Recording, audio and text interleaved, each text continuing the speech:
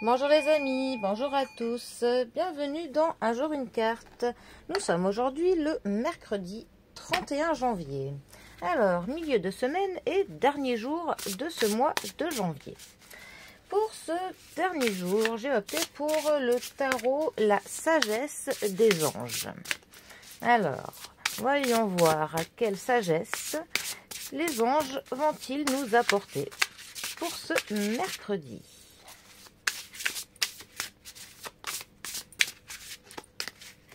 Alors, nous avons l'impératrice qui est accompagnée de la justice. Alors, nous sommes clairement sur des énergies féminines.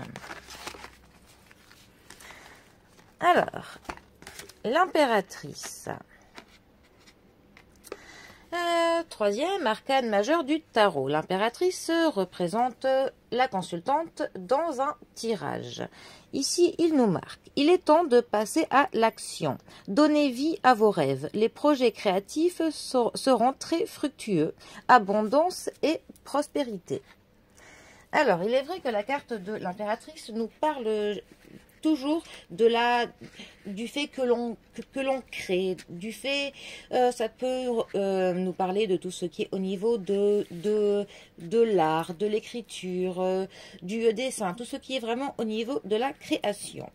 Avec l'impératrice, dans ce jeu, on a aussi l'archange de Gabriel, qui est là pour nous motiver à faire de nos rêves une réalité. Ça va nous parler de donner de l'amour aux autres personnes. Voilà, on est quand même dans une carte qui est très bénéfique. C'est même une carte qui va nous dire pour le coup qu'il est temps d'arrêter d'être dans de la préparation, dans trop de l'introspection. Pour le coup, c'est le moment que l'on s'y mette. Nos projets sont pour le coup assez solides, assez préparés pour que maintenant on puisse vraiment que l'on se lance et que l'on ait de la concrétisation dans ce que l'on fait. C'est une carte qui peut nous parler aussi par contre d'une grossesse, de l'adoption d'un enfant que l'on accueille. Mais comme pour le fait d'une grossesse, c'est clairement une carte qui va vraiment nous parler d'une gestation de quelque chose, de mettre au monde quelque chose que l'on crée. Ça nous annonce une période pour le coup qui est plutôt favorable pour le fait de se reconvertir dans quelque chose, pour une création d'une entreprise, par exemple.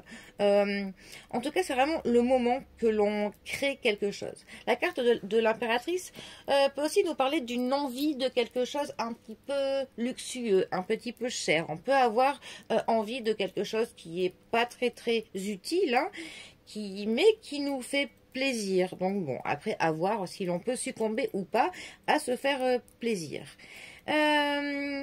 Sinon, c'est aussi une carte qui peut, pour le coup, parler de votre mère ou de vous, si vous êtes mère. En tout cas, voilà, on a des efforts qui seront couronnés par le succès. On a l'amour du luxe, on accomplit beaucoup de choses. C'est aussi une carte qui parle du fait de prendre soin de sa personne et aussi d'autres personnes. C'est aussi une carte qui nous conseille de prendre du temps dans la nature. Et ça nous parle aussi quand même une carte qui est d'une bonne santé, pour le coup. Alors, notre justice, 8e arcane majeur du tarot dans le Marseille et 11e dans le Rider-Waite. C'est une carte qui nous parle de l'archange Raguel, qui est réputé pour le coup pour apporter de l'harmonie dans la discorde. Pour le coup, c'est une carte qui va nous parler de l'impartialité, du fait d'être honnête, d'être dans les règles. Et c'est aussi la carte de l'équilibre, de la balance divine, pour le coup. Mais on a vraiment beaucoup de l'intégrité, de l'impartialité. enfin, ça nous rappelle pour le coup les règles d'or, selon laquelle il faut traiter les autres comme on aimerait qu'ils nous traitent, hein, bien évidemment. C'est aussi une carte qui peut nous parler du fait que l'on ait une décision à prendre. Et en particulier si c'en est une qui affecte d'autres personnes. Ça nous conseille qu'il faut vraiment que l'on veille à ce que ce soit une décision qui soit juste, qui soit très équitable. Hein. Pour le coup, ce n'est pas une carte qui nous dit de laisser de côté ni nos croyances, ni nos principes. Hein. Bien au contraire, hein. C'est une carte qui va nous parler que l'on défende ses convictions, mais tout en prenant en compte celles des autres. Donc voilà, il faut de l'impartialité et de l'objectivité.